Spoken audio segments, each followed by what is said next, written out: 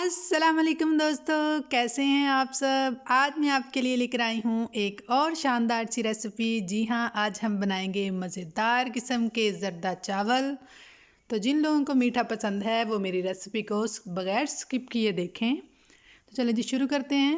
बिस्मिल्लाहिर्रहमानिर्रहीम। सबसे पहले हमने तकरीबन 4 गिलास पानी लिया और उसके अंदर 1 चम्मच नमक और 3 लौंग डाल के उसे गर्म होने के लिए रख दिया। 1 चम्मच हमने फूड कलर यानी ज़र्दा कलर ऐड कर लिया। 1 घंटा पहले हमने 1 कप चावल भिगो के रखे थे, वो इसके अंदर ऐड कर दिए।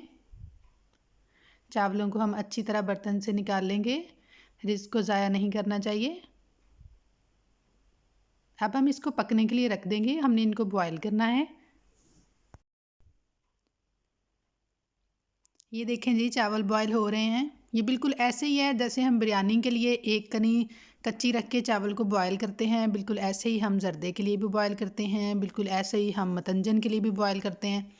तो आपने एक कनी कच्ची रख के उसको पका लेना है, यानी बॉयल कर लेना है।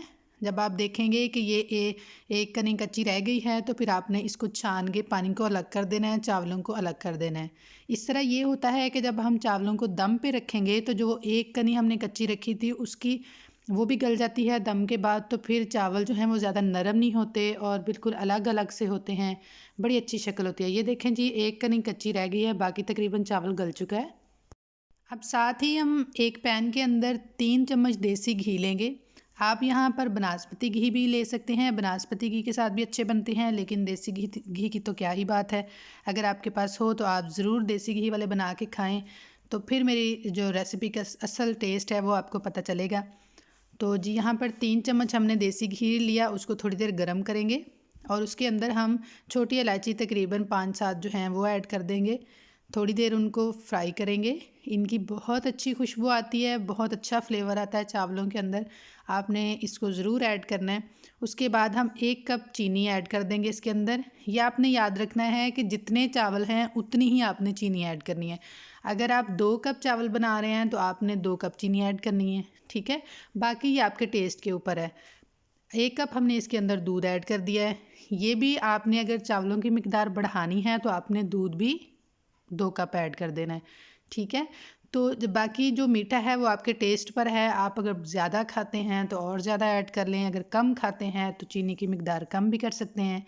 ये आपके टेस्ट पर है, ठीक है। हम इसको थोड़ी देर पकाएंगे। ये देखें, ये उबल रहा है, इस तरह इसको थोड़ी देर पकाना है। इस तरह थोड़ी देर इसको पकाएंगे। बस हमने कोशिश करनी है कि चीनी जो है वो दूध में मिक्स हो जाए, तो उसके बाद हम इसके अंदर चावल ऐड कर देंगे। तो चलें जी, अब हमने जो चावल बॉयल करके रखे थे वो इसके अंदर ऐड कर देंगे। अब हमने इसको इतनी देर पकाना है कि ये जो इसके अंदर पानी है या दूध है ये सारा ड्राई हो जाए। उसके बाद हम कुछ नट्स इसमें डालेंगे। ये आलमंड हैं, बादाम जो हमने पहले से भिगो कर रखे थे, इनके छिलके उतार लिए हैं, इनको काट के हमने 2-2 पीसेस में कर लिया। और कुछ मेवे, इनको अच्छी तरह धो के साफ़ कर लिया था। तो आपके पास भी जो नट्स हों, जो कोई ड्राई फ्रूट्स आप पसंद करती हों, वो ऐड कर सकते हैं इसके अंदर। लेकिन जी थोड़ी देर हमने ढक के पकाया इसको।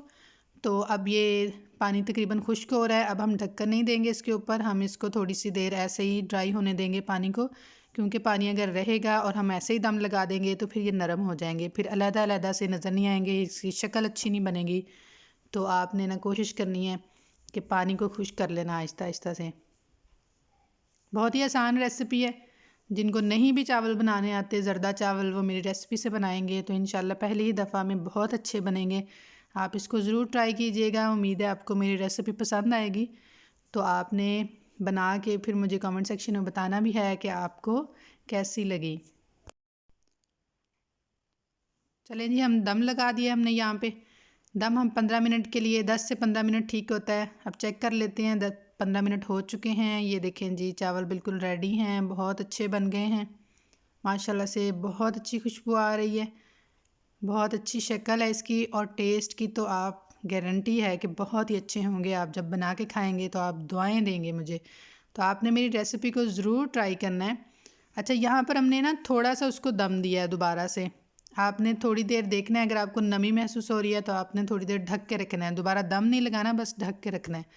चलें जी, हम कुछ मेवा जात के साथ इसको गार्निश कर लेते हैं। कुछ बादाम हैं, कुछ काजू हैं और कुछ मेवे हैं। आपको जो भी पसंद हो वो आप इसमें ऐड कर सकते हैं और मज़े के साथ आप इस रेसिपी को इंजॉय कर सकते हैं। ये जो है, जिनको मीठा पसंद है, ये ख़ास उनके लिए तोहफ़ा है मेरी तरफ़ से। दुआओं में याद रखिएगा और मेरे चैनल को सब्सक्राइब करना मत भूलिएगा। अल्लाह हाफ़िज़।